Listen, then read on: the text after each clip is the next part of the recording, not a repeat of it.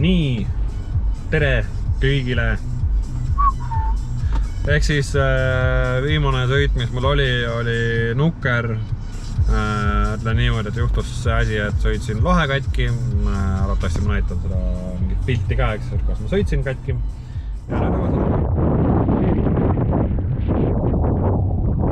Esimest korda sõitsin lohe katki. See ka asi.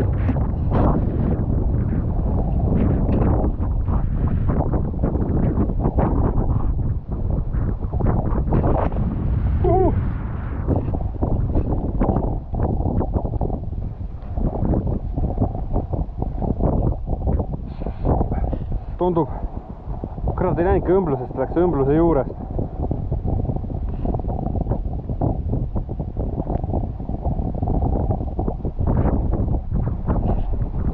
Igal juhul sellised lood.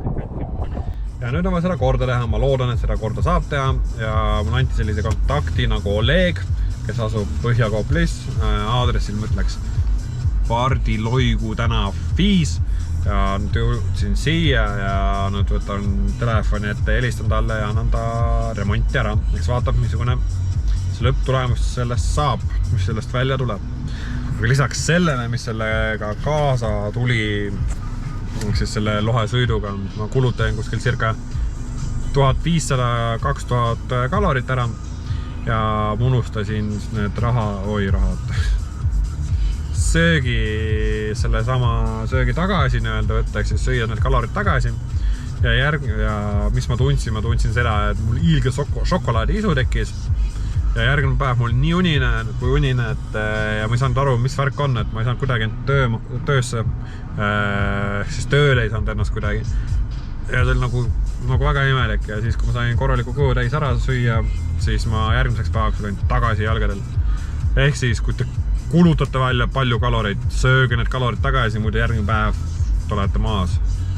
Ainult sellepärast, et lihtsalt energiat ei jätku. Aga okei, mis ikka, et helistan nüüd Olegile ja vaatan, mis edasi. Nii, öeldi. Number 30 helistada. Vaata, mis saab. Nii. Selline siis näeb välja.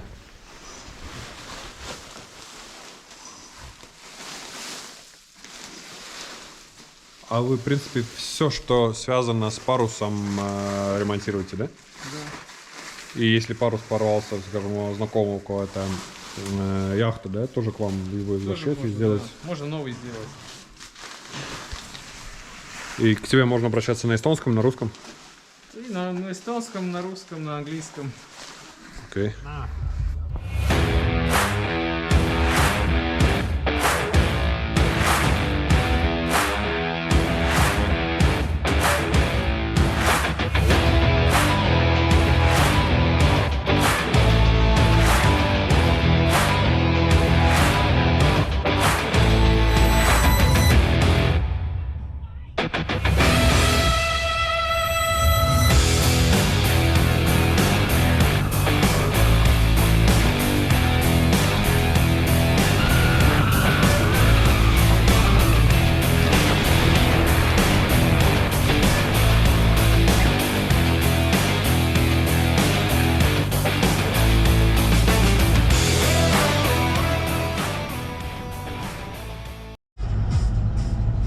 Täna on minu jaoks väga huvitav päev. Esiteks on reede. Teiseks mul idakäik siis on. Esiteks täna on reede, mis on juba omakorda positiivne, et saab natukene puhata. Teiseks, ma sõidan nüüd surfiga Obama poiste juurde. Tänasest päevast on mul ostetud Vuu 3.0 komplekt siis koos kahe kinnitusega. Nüüd saab hüpata ja reaalselt aru saada, et kui palju ma see hüppan, kuna ma võib-olla õrna emogi, kuigi tundub nagu vahel palju, aga reaalsus võib olla hoopis mingi muu, eks. Ja teiseks mu lohe on ometi valmis, ehk siis viimane sõit, mis mul oli lohe ribadeks. Eelmises videos ma usun, et te näete seda. ja nüüd Oleg helistas, et on lohe valmis, tule järgi. Kuigi mõtleks, oli natukene negatiivset kogemust selles mõttes, et Olegiga leppisime algul kokku niimoodi, et see nädal ta helistab mulle ja teeb korda. Ja siis ma juba teisipäeval helistasin talle, kuule Oleg, kui kaugel see lohe on, kuna no, vennad sõidavad, aga just 12 lohe on minu jaoks see põhiline, millega ma sõidan.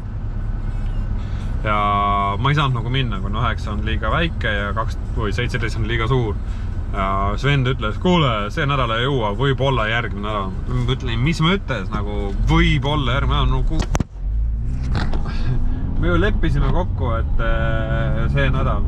Umbes, sorry, mul on võistlused, et ta tegeleb seda windsurfiga ja kõik energia on selle peal. Ma umbes... Mõtlen ausalt, olin siga vihane, what the fuck, nagu, mis toimub, nagu, ongi normaalne selline nagu suhtlus. Kui niisugune selline suhtumine, et igal juhul niisugune kibestunud tunne oli, siis ma hakkasin vaatama, et kes veel turul selliseid asju teeb. Sain kokku sellise inimesega nagu Marti, aga sain aru, et tema teeb ainult balloone ja nii-öelda riietust, nii-öelda lohe riietust, seda remondib ikkagi seesama Oleg ja rohkem kedagi vist ei olegi Eestis, kes sellega tegeleb. Ja nüüd siis reedeks, siis möödub 2 päeva, selles hetkes, kui ma helistasin, et ütles mulle järgmine nädal, siis ta helistas eile, ütles, kuule end, et lohe on valmis, et järgi tulla. Ja ma umbes, nagu ongi valmis, aga kurat, mul naisel sünnipäev täna vanematega homme sõpradega pidamine.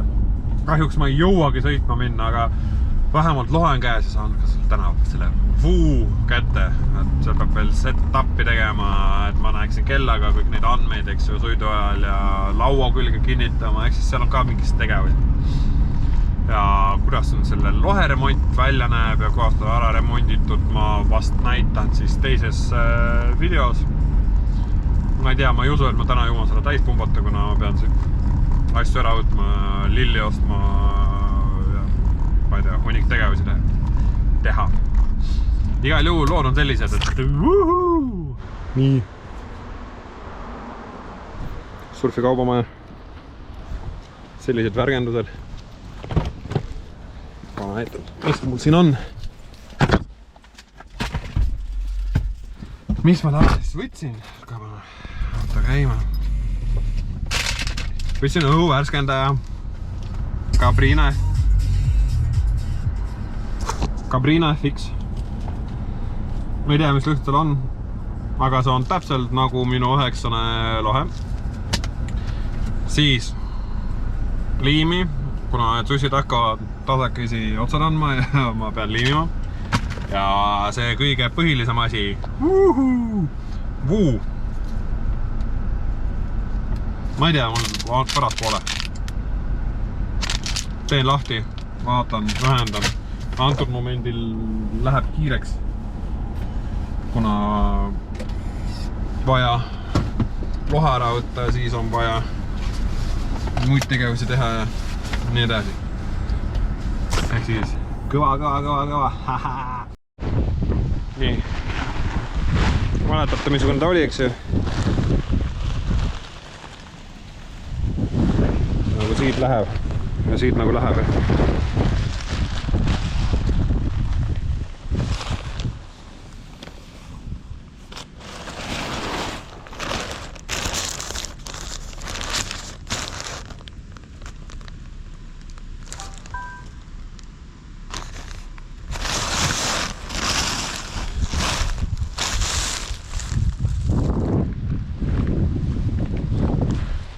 Ma ei tea, arvatavasti näeb ära ja siis kui pumpab täis.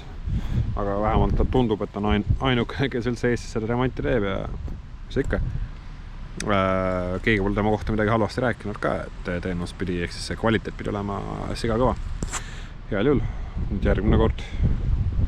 Ma loodan arvates pühapäevast saaks juba sõitma minna. Nii, lohe sai valmis. Kes mäletab, missugune see lohe välja nägi. Ja nüüd, kui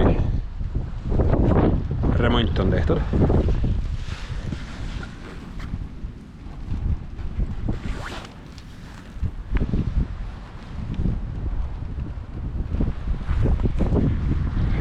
ma algul ei saanud aru, kus oli see remont tehtud, aga pärast poole ikkagi leidsin selle koha.